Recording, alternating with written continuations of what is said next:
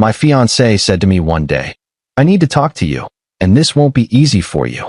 I was surprised and thought it might be an argument, but what she revealed completely broke my heart. Then, calmly, I played a game of my own that completely turned her world upside down. I'm 30 years old, and up until 3 months ago, I thought I had my life figured out.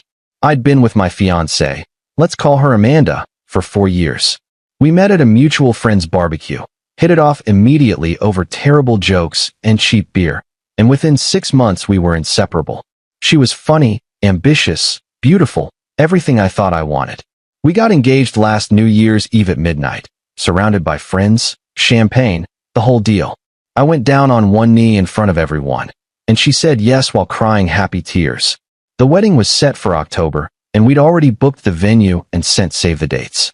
Life felt perfect. We had our routines, Sunday morning pancakes, Thursday date nights, inside jokes that made us laugh until we couldn't breathe. I thought we were solid. I thought we were building something real. It was a Tuesday evening when everything fell apart. I remember because I'd just gotten home from the gym around 6, still in my workout clothes, scrolling through my phone on the couch. Amanda came home earlier than usual, around 6:30. She usually worked until 7 or 8, so seeing her walk through the door that early caught me off guard. She had this look on her face, pale, nervous, like she was about to throw up. My first thought was that something happened to her parents, or maybe she got fired. She dropped her bag by the door, didn't even take off her shoes. She just stood there staring at me for a solid 10 seconds before walking over. She sat down across from me on the armchair, not next to me on the couch where she usually would, which should have been my first clue. "I need to talk to you," she said, her voice barely above a whisper. "And this won't be easy for you." My stomach dropped. "Okay, what's going on? Are you all right?" She took a deep breath, and I watched her hands shake as she gripped the arms of the chair. "I've been seeing someone else." The room just stopped. I heard the words, but they didn't connect right away, like my brain refused to process what she'd just said. I stared at her, waiting for some kind of clarification that would make it not what it sounded like. "You've been what?" I finally said. "I've been having an affair. For about 7 months now." Her voice cracked, and tears started streaming down her face. "I'm so sorry. I never meant for it to happen, but I fell in love with him." 7 months. That meant it started back in April, right around her birthday. I'd thrown her a surprise party at our apartment. Her whole family came, her parents, her sister, her cousins. I'd spent weeks planning it, coordinating with everyone, making sure it was perfect. And apparently, during all of that, she was already with someone else. "Who?" I asked. My voice sounded flat, distant. "His name is Connor. I met him at work. He's in the marketing department." She was full-on crying now, mascara running down her cheeks, but I felt absolutely nothing watching her tears. "I wanted to tell you sooner, but I didn't know how. I kept thinking it would just end on its own, but it didn't. And now I think I need to figure out what I really want." "Figure out what you want," I repeated slowly. "Are you fucking kidding me right now?" I know how this sounds, do you? Because it sounds like you've been lying to my face for more than half a year while I've been planning our wedding. It sounds like every time you said you loved me, every time we talked about buying a house or having kids, you were thinking about someone else. She flinched. "It's not like that. I do love you. I'm just confused." "You're confused." I laughed, but it came out bitter and hollow. "So what do you want from me right now? Permission? Forgiveness? What?" "I don't know," she whispered. "I just thought you deserved to know the truth." I stood up, my whole body shaking. "Get out." "What?" "Get the fuck out of my apartment. Right now. Go stay with your affair partner or a friend or your parents. I don't care. But you need to leave. Now." She started to argue, saying we needed to talk this through like adults, that we couldn't just throw away 4 years. But I was done. I physically couldn't look at her anymore. I walked into our bedroom, grabbed a duffel bag, and started throwing her things into it. Clothes, toiletries, whatever I could grab. "Stop it. You're being unreasonable," she shouted, following me. "I'm being unreasonable? I'm not the one who's been cheating for 7 months. I shoved the bag into her arms. "Leave. We'll figure out the rest later, but right now I need you gone." Eventually, after more crying and arguing, she left. I heard the door slam, heard her car start in the parking lot below, and then I was alone. I sat on the edge of our bed, my bed now, and stared at nothing until 3 in the morning. Update 1: the next few days were a blur. I called in sick to work Wednesday and Thursday, told my boss I had food poisoning. I couldn't eat, couldn't sleep more than an hour or two at a time. Every time I closed my eyes, I saw her face, heard her saying she'd fallen in love with someone else. My best friend, Tyler, showed up Thursday afternoon after I ignored his texts all day. He has a spare key for emergencies. He found me still in the same clothes from Tuesday, unshaven, the apartment a mess. He didn't say anything, just ordered pizza, made me shower, and sat with me while I told him everything. "You need to go scorched earth," he said immediately. "Tell everyone what you did." "I can't think about that right now," I said. But on Friday afternoon, something clicked. I was going through our shared cloud account, trying to separate our pictures. That's when I found a folder I didn't recognize. It was titled C, with a little heart emoji. My hands were shaking as I opened it. Pictures. Dozens of them. Amanda and this Connor guy at restaurants I recognized. Places I'd suggested we go, but she'd said she wasn't interested in. At the beach during a weekend she'd told me was a work conference. In hotel rooms. In bed together. There were screenshots of their text conversations too, saved like trophies. Hundreds of messages talking about their future together, talking about me like I was just an obstacle. In one message from June, he wrote, "Just a few more months, and you'll be free. Then we can stop sneaking around." She responded, "I know. I hate lying to him, but I can't leave yet. We already put down deposits for the wedding, and I don't want to lose all that money. After October, we can be together openly." Another message, from July, "He's sweet, but boring. I love him, but I'm not in love with him anymore. You make me feel alive." The deposits. I was worth the cost of a wedding venue. That's what our 4-year relationship had been reduced to.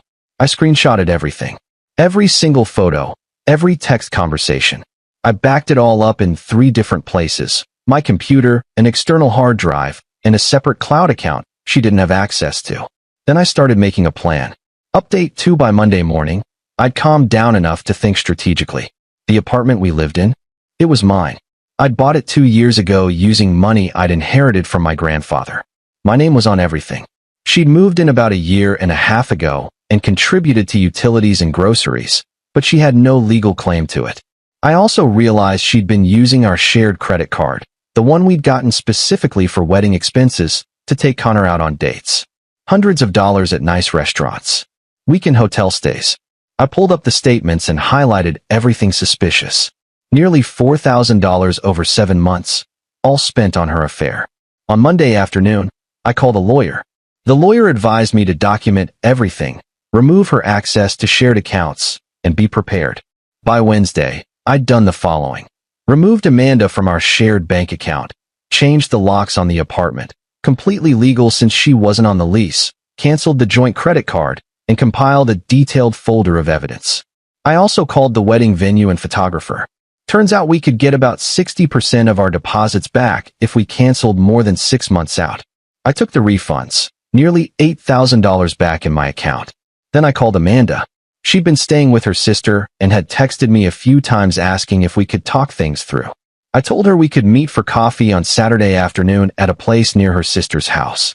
She showed up looking hopeful, like maybe I'd decided to forgive her. She'd done her hair, put on makeup, wore one of my favorite dresses. I almost felt bad. Almost. "Thank you for agreeing to meet," she said as she sat down, already reaching for my hand. I pulled it away. "I've been thinking a lot about us. I canceled the wedding," I said, cutting her off. Her face went completely white. "You what?" "I canceled everything. The venue, the photographer, the caterer. Got most of our money back." "Well, my money, since I paid for all of it." "You can't just do that without talking to me." "Actually, I can. My name was on all the contracts.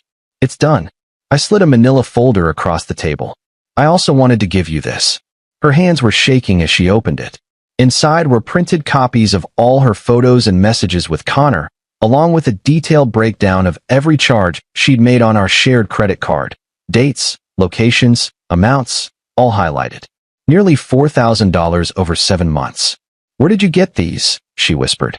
"You left yourself logged into our shared cloud." Sloppy. I leaned back, keeping my voice calm. "Here's what's going to happen. You're going to pay me back the $4,000 you stole. And yes, I'm calling it theft because that's exactly what it is. You used a card meant for our wedding to fund your affair." "I didn't steal." "Yes, you did. And if you don't pay me back, I'll file a police report and let them sort it out. I'll also make sure everyone we know, your family, our friends, your coworkers, gets a copy of this folder.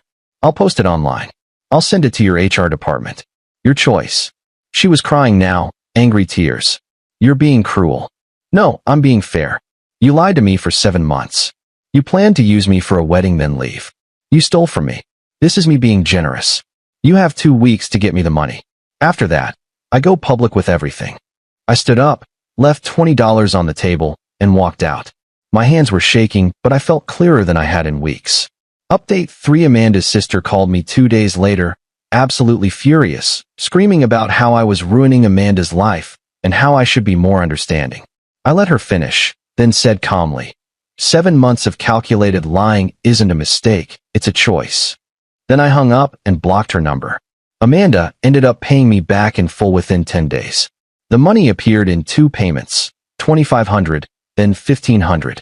I think Connor helped her, which is almost funny. She also sent me a long email apologizing and asking if we could ever be friends someday. I didn't respond. But the real kicker came about 3 weeks later.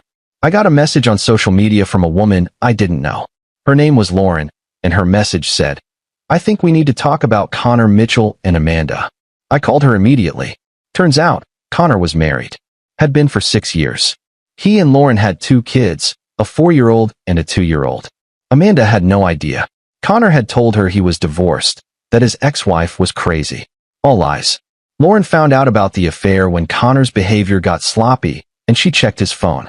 She found Amanda's contact info and reached out to me after putting 2 and 2 together through social media. We met for coffee, compared notes, and laughed in that bitter way people do when they realize they've both been played. Lauren was filing for divorce and going for full custody. She asked if she could use my evidence folder in her custody case. I said absolutely and sent her everything. I also forwarded Lauren's contact information to Amanda with a simple message. "Thought you should know who you fell in love with. He's married with 2 kids. She never responded. Final update: it's been 3 months now since everything exploded. Amanda moved out of state to stay with family. I heard through mutual friends that things ended catastrophically with Connor once she found out he was married. Apparently, she confronted him at his office and made a massive scene. He got fired 3 days later. His wife took him to the cleaners in the divorce, full custody, child support, alimony, the works. As for me, I'm doing better than I thought I would. The first month was hell, not going to lie. But somewhere around week 6, I woke up and realized I felt lighter. The apartment was quieter, sure, but it was mine. I didn't have to wonder if I was being lied to. I didn't have to perform or compete for someone's attention. I've been going to therapy every week, which helps. I've been hitting the gym 5 days a week, reconnected with friends I'd lost touch with, and even went on a couple of dates last month. Nothing serious, just testing the waters. It felt weird, but not bad. The wedding would have been last weekend. Instead, I went hiking with some friends and didn't think about Amanda once until someone mentioned it later. That felt like progress. I don't know if I believe in closure, but I think I'm getting close to something like acceptance. I got played, I got hurt, but I survived. Some days are harder than others, but I'm not the guy sitting on his couch in shock anymore. I'm building something new, and it's all mine. Edit. A lot of people have been asking if I ever heard from Amanda again. She tried to reach out once about 2 months ago through a mutual friend, asking if I'd be willing to talk. I declined. There's nothing she could say that would change anything. Edit 2. For everyone asking about Connor. Yes, he really did get fired. The scene Amanda made brought attention to the fact that he'd been using company time for personal stuff. The company decided he was more trouble than he was worth.